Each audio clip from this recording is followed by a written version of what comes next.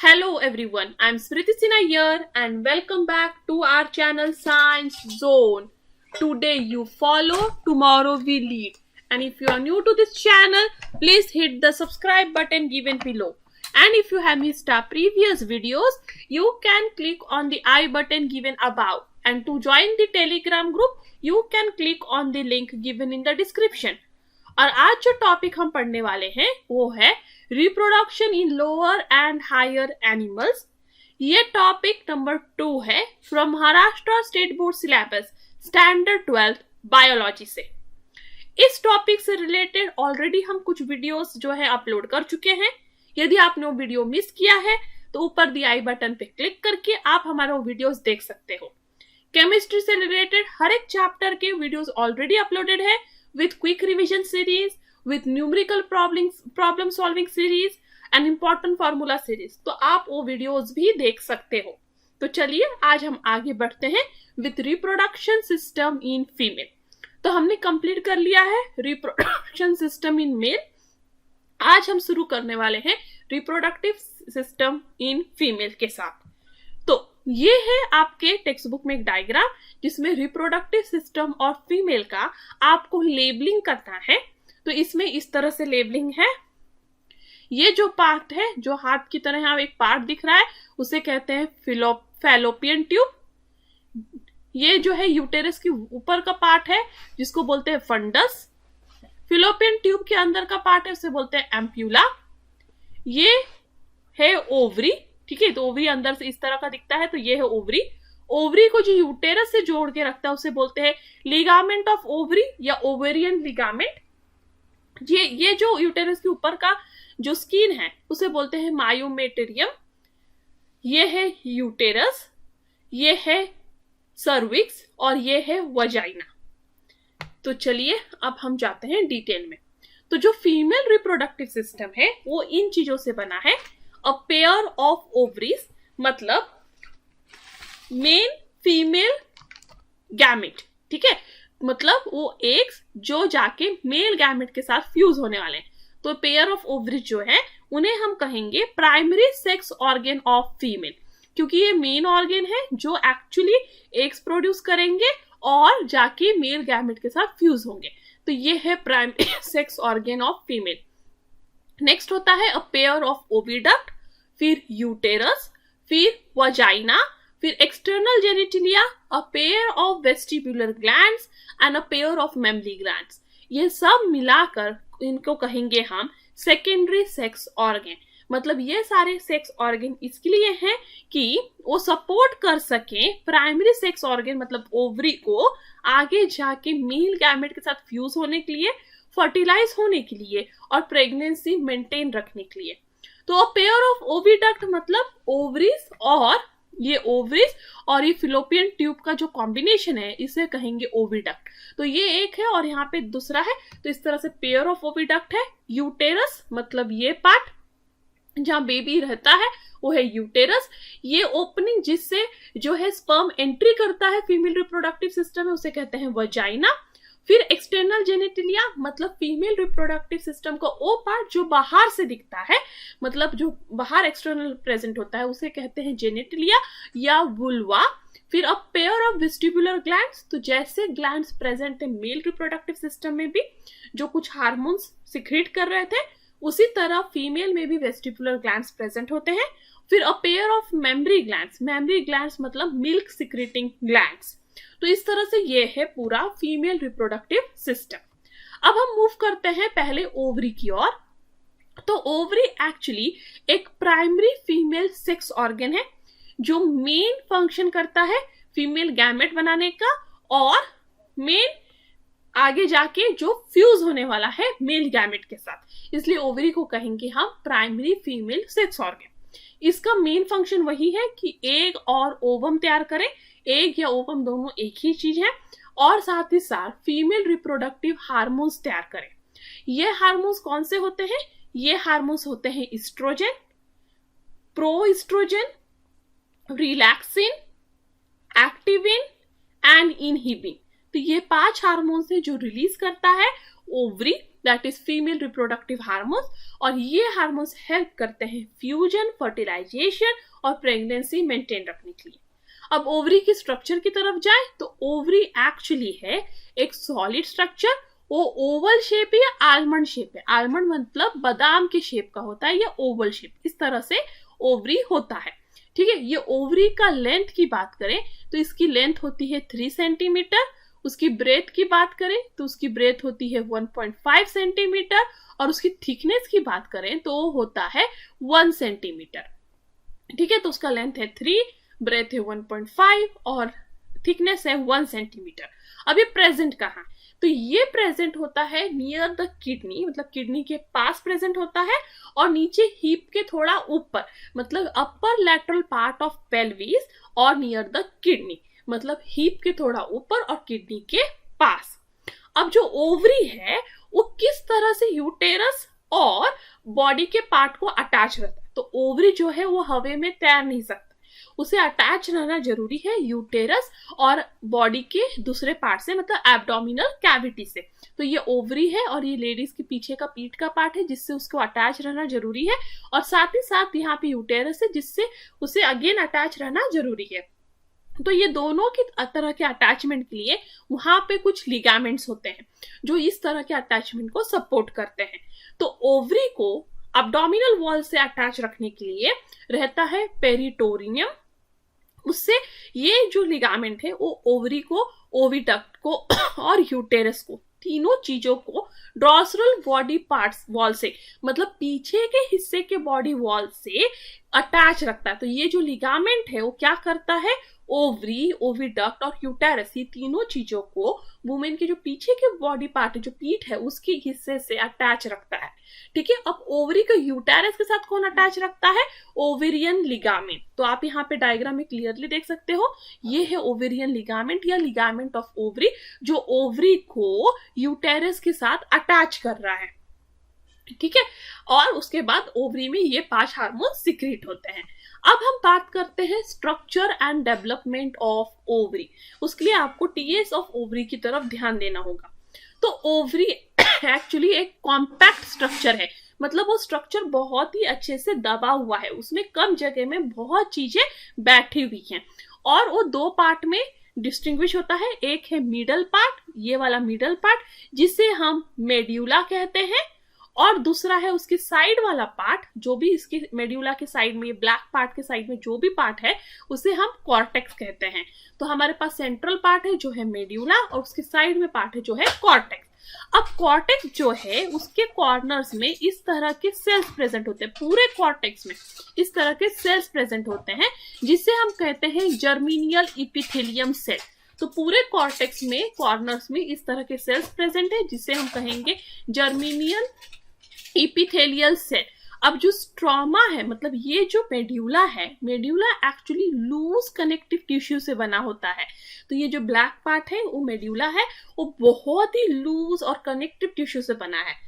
तो मेड्यूला में होता क्या है, तो मेड्यूला में एक्चुअली होते हैं ब्लड वेसल्स, लिम्फ वेसल्स और नर्व फाइबर्स। तो एक्चुअली मेड्यूला किस चीज का काम करता है, ब्लड सप्लाई करने का, इसलिए उसमें ब्लड वेसल्स, लिम्फ वेसल्स और नर्व फाइबर्स है, क्योंकि मेड्यूला का काम ही है कि ओवरी को ब्लड सप्लाई करे।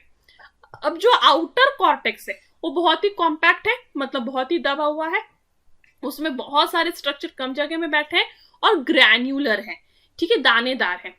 अब इसके अंदर ये पूरे जो कॉर्टेक्स है उसमें छोटे छोटे सेल के मासेस होते हैं जिसे हम ओवेरियन फॉलिकल्स कहते हैं। तो ये है ओवेरियन फॉलिकल्स, आप ध्यान से देखें ये सारे मासेस। तो ये क्या है, ओवेरियन फॉलिकल्स, वो एक छोटे छोटे सेल के मासेस हैं, मतलब बहुत सारे सेल्स एक जगह पे जमा हुआ। अब जो ये इमेच्योर ओवा होता है वो actually dorsal endoderm of yolk sac में प्रेजेंट होता है। ठीक है, अब जब वो बच्ची पैदा भी नहीं हुई रहती है, मतलब जब वो माँ के कोख में ही रहती है, जब वो पैदा भी नहीं हुई है, तभी ये सारे सेल्स जो हैं उसमें डिवाइड होते हैं और माइटोटिकली डिवाइड होते रहते हैं। मतलब उसमें डेवलप हो रहे हैं ये सेल्स और माइटोटिकली डिवाइड हो रहे हैं। मतलब जब बच्ची अपने माँ के पेट में ही है तो उस बच्ची के अंदर, मतलब कुछ मंथ्स की ही है, तभी उसके अंदर ये सारे डेवलपमेंट होने लगे हैं और इसे कहेंगे एम्ब्रियोनिक डेवलपमेंट। और उसमें सेल्स ये माइटोटिकली डिवाइड होने लगते हैं और जब ये माइटोटिकली डिवाइड होकर सेल्स तैयार होते हैं इसे हम कहते हैं oogonia। oogonia एग मतलब ओवम का ही पार्ट है जो उस बच्चे के पेट में है जब वो पैदा भी नहीं हुई है।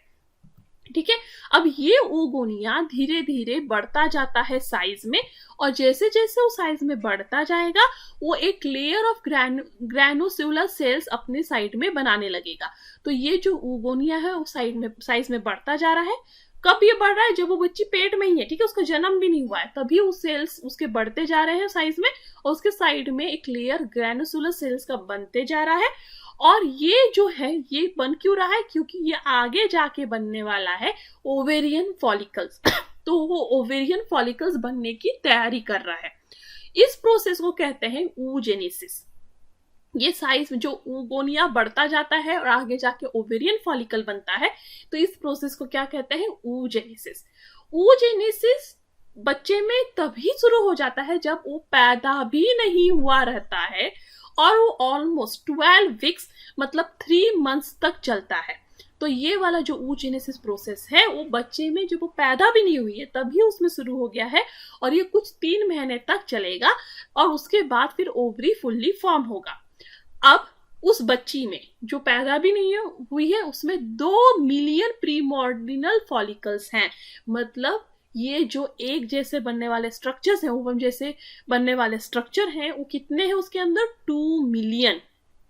ठीक है, अब जो जर्मिनल इपिथेलियन सेल्स हैं, मतलब जो कॉर्टेक्स के कॉर्नर्स में मैंने जो ये डिजाइन जैसा दिखाया था ना, वो जर्मिनल इपिथेलियल सेल्स है। तो जो ये जर्मिनल इपिथेलियल सेल्स हैं वो एक्चुअली ग्रुप ऑफ oogonia को कॉर्टेक्स के अंदर ढकल देते हैं, जिससे वो कॉर्टेक्स के अंदर जाके कॉर्ड जैसे स्ट्रक्चर बनाता है और उसे कहते हैं एक ट्यूब्स ऑफ प्लीफल्जर। अब ये कॉर्टेक्स जो है वो oogonia सेल्स को आगे से ये oogonia सेल है जो कॉर्टेक्स के अंदर घुस चुका है, जर्मिनल इपिथेलियन ने उसे ढकल दिया है। अब उसके बाद उसके साइड में ऐसे नेस्ट जैसा स्ट्रक्चर बनने लगता है और ये पूरा स्ट्रक्चर जो है वो डेवलप होता है प्रीमोर्डियल ओवेरियन फॉलिकल्स में। अब ये जो प्रीमोर्डियल ओवेरियन फॉलिकल्स हैं उनके सेंटर में होता है एक प्राइमरी oocyte जो डाइप्लॉइड होता है और उसके साइड में, इसके साइड में ये वाला जो पार्ट है वो होता है फ्लैट फॉलिकुलर सेल से बना।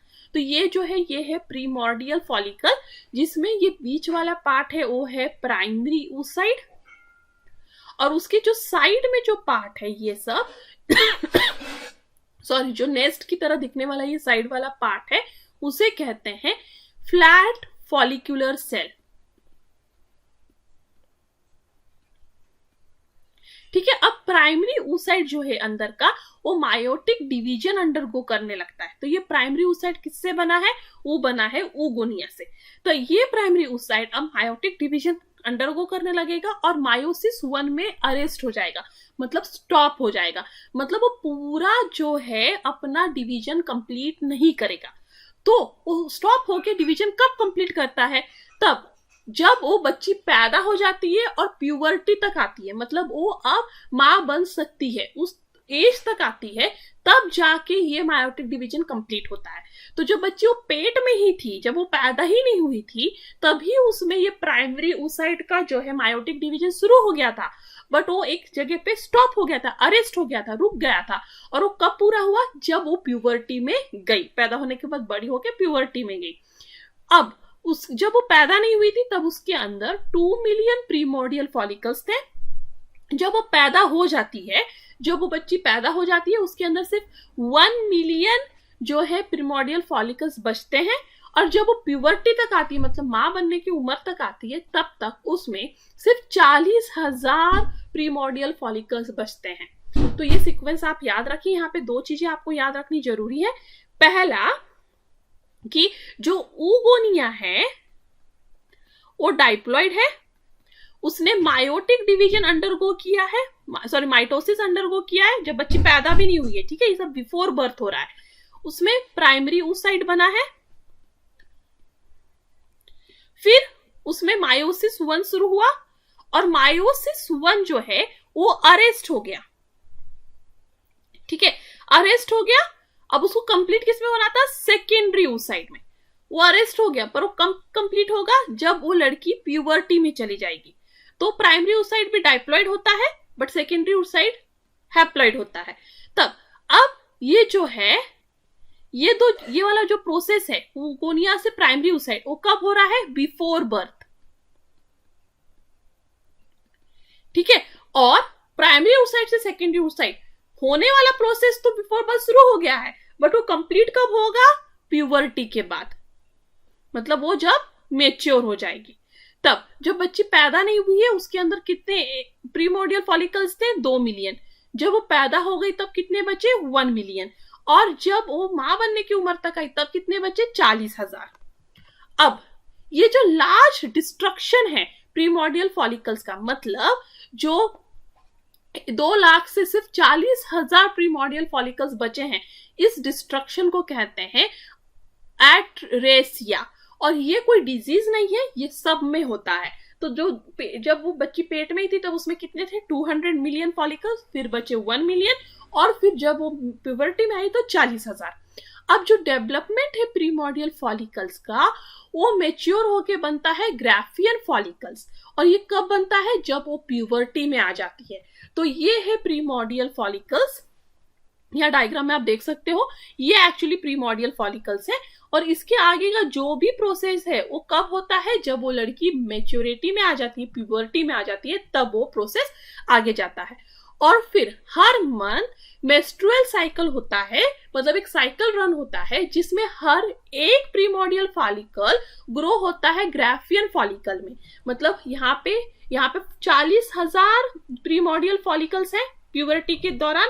जब वो लड़की मेच्योर हो गई है तब उसमें 40,000 फॉलिकल है। तो 40,000 के 40,000 एक ही बार मेच्योर नहीं होते, हर मंथ एक साइकिल रन होता है और हर मंथ में एक ही इसमें से प्रीमोर्डियल फॉलिकल आगे जाके यहाँ पे मेच्योर फॉलिकल बनता है, सिर्फ एक हर मंथ, ठीक है।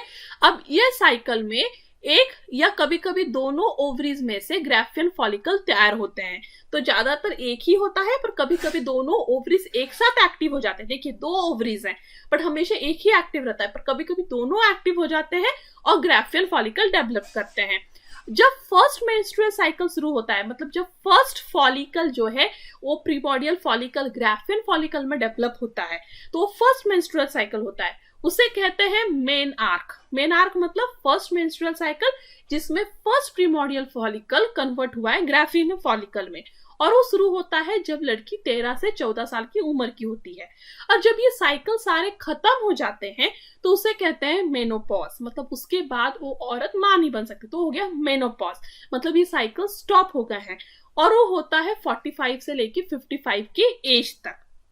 तो जो ये पीरियड है मेनार्क मतलब starting of menstrual cycle and menopause मतलब स्टॉपिंग ऑफ मेंस्ट्रुअल साइकिल, ये जो पीरियड है इस पीरियड को कहते हैं रिप्रोडक्टिव एज ऑफ फीमेल। मतलब इस पीरियड के दौरान ही वो फीमेल किसी को बर्थ दे सकती है। और ये पीरियड नॉर्मली सब लेडीज में 32 इयर्स के होता है। तो अब आप देखिए यहाँ पे हर एक लेडी साधारण एक साल में 13 प्रीमोर्डियल फॉलिकल को ग्राफियन फॉलिकल में कन्वर्ट करेगी, क्योंकि ये साइकिल 28 डेज का होता है। ये मेंस्ट्रुअल साइकिल कितने डेज का होता है, 28 डेज का। मतलब एक प्रीमोर्डियल फॉलिकल यदि ग्राफियन फॉलिकल में कन्वर्ट हो जाता है तो नेक्स्ट 28 डे के बाद ही next primordial follicle Graafian follicle में कन्वर्ट होगा। फिर उसके नेक्स्ट 28 डे के बाद ही नेक्स्ट वाला प्रीमोर्डियल फॉलिकल ग्राफियन फॉलिकल में कन्वर्ट होगा। तो ये साइकिल 28 डेज का होता है। तो इस तरह से साल में एक औरत 13 प्रीमोर्डियल फॉलिकल को ग्राफियन फॉलिकल में कन्वर्ट कर सकती है। और उस औरत का रिप्रोडक्टिव एज कितना है, 32 इयर्स का।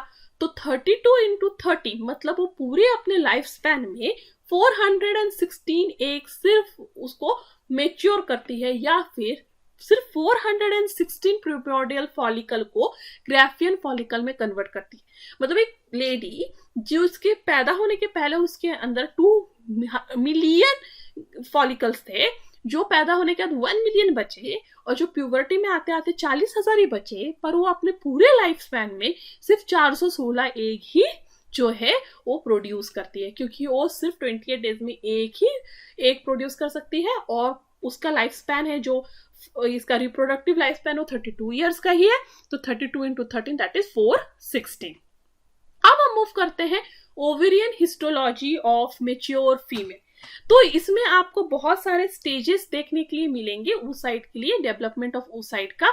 तो यहाँ पे जो चेंजेस हैं ओवरी के अंदर वो एक्चुअली साइक्लिक होते हैं, ठीक है। मतलब 28 डेज का जो मैंने साइकिल बताया उस हिसाब से साइक्लिक होते हैं, और ये हर एक मेंस्ट्रुअल साइकिल में चलते हैं, जहाँ पे हर एक प्रीमोर्डियल फॉलिकल पहले प्राइमरी फॉलिकल्स में कन्वर्ट होता है, प्राइमरी सेकेंडरी में, और सेकेंडरी ग्राफियन फॉलिकल में। तो आप यहाँ पे डायग्राम में क्लियरली देख सकते हो, हर एक प्रीमोर्डियल फॉलिकल डे 1 में ऐसा रहता है, फिर वो प्राइमरी फॉलिकल में कन्वर्ट होता है, फिर वो सेकेंडरी फॉलिकल में कन्वर्ट होता है, ये डे 12 रहता है, और डे 14 आते आते वो ओवन में कंप्लीट होता है, ठीक है। और ये साइकिल फिर आगे जाता है डे 20 तक, और फिर वो नेक्स्ट मेंस्ट्रुअल साइकिल शुरू होता है। यहाँ पे ऑलमोस्ट 28 डेज पूरा हो जाता है, और फिर नेक्स्ट डे 1 ही शुरू हो जाता है। 28 डेज एक बार कंप्लीट हो गया कि डे 1 शुरू होता है, और नेक्स्ट प्रीमोर्डियल फॉलिकल अपने साइकिल पे निकल पड़ता है। तो इस तरह से हर एक मेंस्ट्रुअल साइकिल में एक जो है प्रीमोर्डियल फॉलिकल मैच्योर होता है। किस तरह से? पहले प्राइमरी फॉलिकल्स में, फिर सेकेंडरी में, फिर ग्राफियन फॉलिकल्स में। हर एक primary follicle multi layer cuboidal follicular cell से बना होता है। तो प्राइमरी फॉलिकल के साइड में क्या होता है? मल्टी लेयर, मतलब बहुत सारे लेयर का क्यूबाइडल फॉलिकुलर सेल। अब जो स्ट्रोमा सेल्स होते हैं वो ऐड होते हैं इन्हीं फॉलिकल्स को। अब जब स्ट्रोमा सेल इन्हें ऐड हो जाते हैं तब वो कन्वर्ट हो जाते हैं सेकेंडरी फॉलिकल्स में। अब ये oocyte और ग्रैन्युलर सेल्स का संख्या बढ़ने लगता है, और उसके बाद हार्मोन ईस्ट्रोजन सिक्रीट होता है। तो हार्मोन ईस्ट्रोजन कब सिक्रीट होगा? जब सेकेंडरी फॉलिकल तैयार हो जाएगा, उसके साथ ग्रैन्युलर सेल्स का संख्या बढ़ने लगेगा, oocyte का ग्रोथ बढ़ेगा, और हार्मोन ईस्ट्रोजन सिक्रीट होगा। ये सब होने के बाद, मतलब हार्मोन ईस्ट्रोजन जब सिक्रीट हो जाता है और सेकेंडरी oocyte जो है उस साइज में बड़ा हो जाता है, तब सेकेंडरी फॉलिकल कन्वर्ट होता है ग्राफियन फॉलिकल में, और उसमें ऐड होता है एक और फॉलिकुलर सेल। तो आप इस डायग्राम में क्लियरली देखिए। तो पहले है आपके पास प्रीमोर्डियल फॉलिकल, उसमें एक और क्यूबाइडल सेल का लेयर ऐड हुआ तो प्राइमरी फॉलिकल्स, फिर उसमें और भी स्ट्रोमा वाले सेल्स ऐड हुए तो सेकेंडरी फॉलिकल्स। सेकेंडरी फॉलिकल्स में और भी ज्यादा सेल्स ऐड होंगे, तब वो जाके आगे जाके बनता है टर्शरी फॉलिकल्स, ओके, या फिर ग्राफियन फॉलिकल्स। अब ये जो प्रोसेस है मैचुरेशन ऑफ फॉलिकल्स वो शुरू हो जाता है, ठीक है, वो शुरू हो जाता है। उसी के दौरान ये प्रीमोर्डियल फॉलिकल्स आगे आगे मूव होने लगते हैं on the surface of ovary. तो जो भी फॉलिकल का डेवलपमेंट है वो एक ही जगह पे नहीं होता है, वो आगे आगे मूव होता रहता है ओवरी के अंदर। तो प्राइमरी फॉलिकल यहाँ डेवलप होगा, फिर प्राइमरी यहाँ पे, फिर सेकेंडरी यहाँ पे, फिर टर्शरी यहाँ पे, और फिर मेच्योर फॉलिकल। मतलब वो जैसे जैसे मेच्योर होता रहेगा, बड़ा होता रहेगा, वो आगे आगे ओवरी में बढ़ता रहेगा। अब जब ये आगे आगे बढ़ रहा है और जब ग्राफियन फॉलिकल तैयार हो जाता है, तो ग्राफियन फॉलिकल ओवरी वॉल को थोड़ा सा धक्का देने लगता है और ब्लीस्ड अपीयरेंस देने लगता है। तो यहाँ पे देखिए मैच्योर फॉलिकल है, वो ओवरी वॉल के एकदम कॉर्नर में आ गया है, उसे एकदम धक्का देने लगा है। ब्लीस्ड मतलब ऐसे एकदम टच करके किसी चीज को आप आर पार देख पा रहे हो, मतलब आप बाहर से इसे देख पा रहे होंगे, उस तरह का अपीयरेंस वो देने लगता है। अब ये एक तैयार है ग्राफियन फॉलिकल से रिलीज होने के लिए। तो डे 14 पे अब ये एक जो है ये ग्राफियन फॉलिकल से बाहर की ओर रिलीज हो जाता है, और इसे कहते हैं हम ओव्यूलेशन। तो यहाँ ओव्यूलेटेड ओवम देख सकते हो डे 14 पे, जब प्रीमोर्डियल फॉलिकल्स जो है प्राइमरी फॉलिकल में कन्वर्ट हुआ, प्राइमरी सेकेंडरी में, सेकेंडरी टर्शरी में, फिर ये ग्राफियन फॉलिकल है, और ग्राफियन फॉलिकल डे 14 में अपने अंदर का ओवम को बाहर रिलीज कर देता है बाय ओव्यूलेशन। और जो बचा हुआ फॉलिकल है, ये जो बचा हुआ पार्ट है, वो एक्चुअली अब कन्वर्ट हो जाता है आगे जाके कॉर्पस लैक्टम में। तो ये बचा हुआ पार्ट है वो किस में कन्वर्ट हो गया है? कॉर्पस लैक्टम में। तो कॉर्पस लैक्टम एक्चुअली क्या है? जो ओवम को रिलीज करने के बाद ग्राफियन फॉलिकल का पार्ट बचा है वो है कॉर्पस लैक्टम। अब ये कॉर्पस लैक्टम का काम ये है कि जब वो फर्टिलाइजेशन हो रहा हो या ये ओवम जब भी स्पर्म को मिल जाए और फर्टिलाइजेशन सपोज हो जाए तो बेबी को कंसीव करने के लिए और प्रेगनेंसी मेंटेन रखने के लिए हेल्प करे। बट जब यदि ये नहीं हुआ, ओवम किसी स्पर्म से नहीं मिला, अब ये कॉर्पस लैक्टम का काम नहीं रहा, तो ये कॉर्पस लैक्टम आगे जाके डीजेनरेट हो जाता है, मतलब अपने आप को खत्म कर लेता है एक व्हाइट स्कार की तरह। मतलब एक चोट, स्कार मतलब एक चोट का निशानी नहीं रहता है, जब चोट ठीक हो जाए तो उसकी एक निशानी बच जाती है। तो उस तरह से कॉर्पस लैक्टम वो एक निशानी की तरह अपने आप को कन्वर्ट कर लेता है, उसे कहते हैं कॉर्पस एल्बिकेंस। तो और कॉर्पस एल्बिकेंस कुछ नहीं है, वो एक्चुअली जो है ग्राफियन फॉलिकल का ही बचा हुआ पार्ट है जो कॉर्पस लैंथम में कन्वर्ट हुआ था और उससे कॉर्पस एल्बिकेंस में, क्योंकि अब इसका कुछ काम नहीं है क्योंकि वहां पे फर्टिलाइजेशन नहीं हुआ है। And that's all for today. Thank you. If you have any doubt, any comment, any suggestion, you are free to do that on askyourdoubt04@gmail.com. यदि आपको मेरा वीडियो अच्छा लगा हो तो इसे लाइक कीजिए, शेयर कीजिए और सब्सक्राइब कीजिए। और आप कमेंट बॉक्स में भी मुझे सजेशन दे सकते हो। प्लीज मेरे वीडियो को ज़्यादा से ज़्यादा शेयर कीजिए और सब्सक्राइब कीजिए। और जाने से पहले, if you want to be strong, learn how to fight alone. And that's all for today. Thank you. Stay tuned.